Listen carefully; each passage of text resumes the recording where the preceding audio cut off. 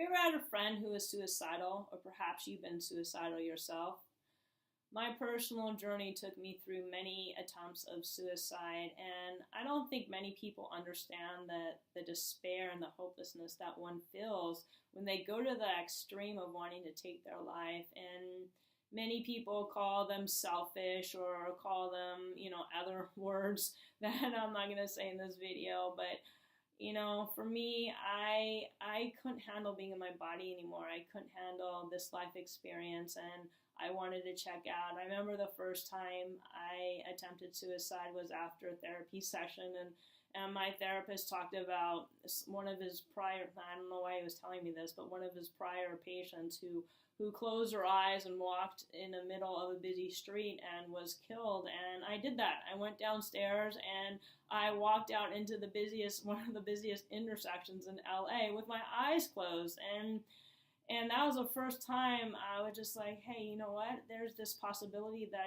I can actually leave this world. And then from then on, I had many other suicide attempts where I took a lot of pills. When my dad was dying of cancer, that was really hard for me, and I didn't want to watch him die.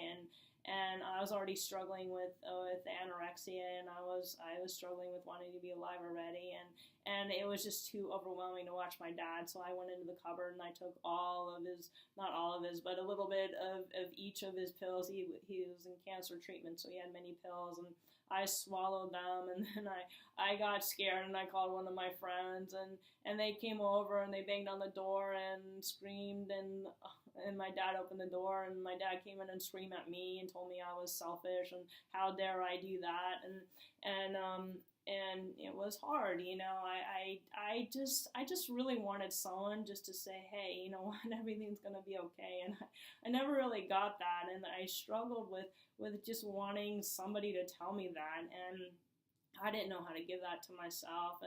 And then the next suicide attempt I had was where I took a razor blade and I cut up my whole face, and then I started cutting my wrists. And I went into the den when my dad was watching TV, and I sat there, and he told me to stop crying, and I just went in my room, and I didn't know what to do. And eventually I ended up back in another treatment center, and then another time I went shopping for a gun, and I got scared, and I called one of my old nurses from the treatment center, and they sent over the cops, and they took me in. And then another time I was I took a whole bunch of pills again, and I called my sister, and my sister's boyfriend came over and called me a selfish little bitch, and whoops, I don't know how to say that on video, but anyways, so there's been many suicide. I mean, the slow suicide, of course, with anorexia, and so those were a few suicide attempts I had. And the reason why I'm making this video is today I was walking near the beach, and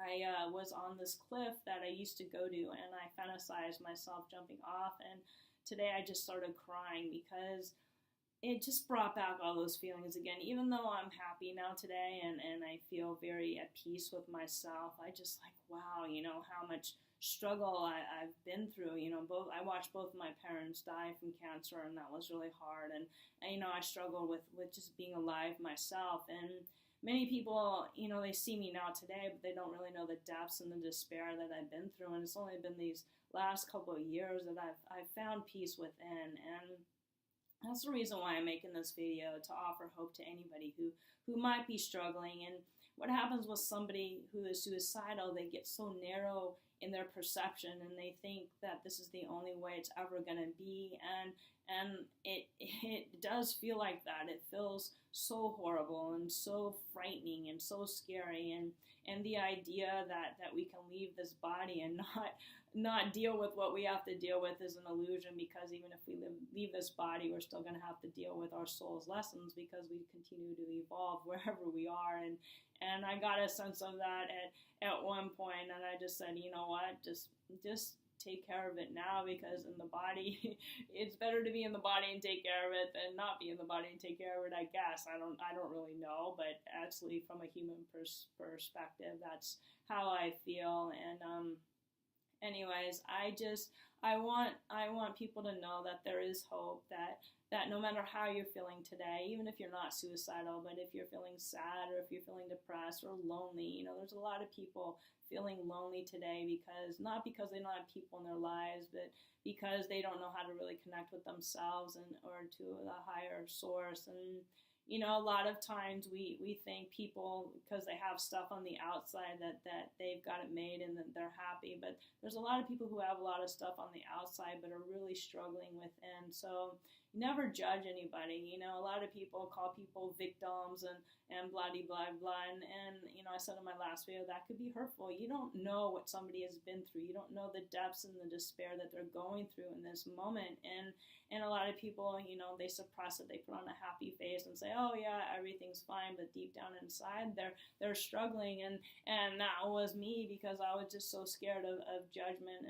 and fear of others. And, I couldn't hide it anymore. And I couldn't hide it because I was like 80 pounds. And people even got mad at me for that, for like starving my body. But I didn't know how to take care of myself, and it was a subconscious form of suicide for me, a very slow suicide, and I never really lived. I was alone most of my life, and when my mom died in 2007, that was really hard for me, because my mom was pretty much all I had, what I thought all I had, and it's really pushed me out of my comfort zone, and I've been doing that more and more, over these years, and connecting more to people, and having more of a life than I ever have, and I still keep to myself a lot, but I'm more out there than I've ever been, and I see the beauty in life today. I see the beauty in me. I see the beauty in people. I see the beauty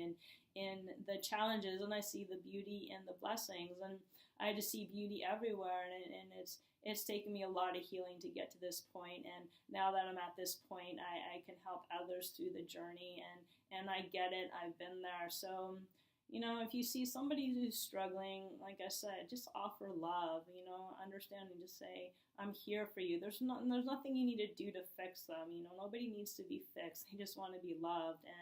And that's, that's my mission, and that's my purpose. And I do my best to be as compassionate, understanding, and loving with everybody and what they're growing through in this lifetime, because of where I've been, and I get it. I get the pain, I get the despair, I get the hopelessness, I get the wanting to leave this body and thinking that that's the solution. But the real solution is actually, instead of running from ourselves, is running towards ourselves and learning how to love ourselves more and more every day. And with that love, sharing that love with others and having deeper connections with others.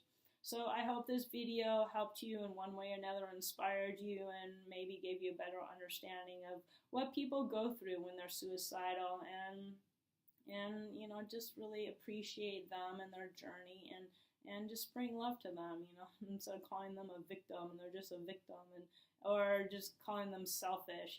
It's like, it's not. I mean, it might be to other people's eyes, but for the person that's suicidal, it's hard and it's challenging. So anyways, like I said, I hope this video helped you in one way or another. And again, this is just my perspective. Everybody has their own perspective and point of view. I'm just speaking from my experience. All right, I love you.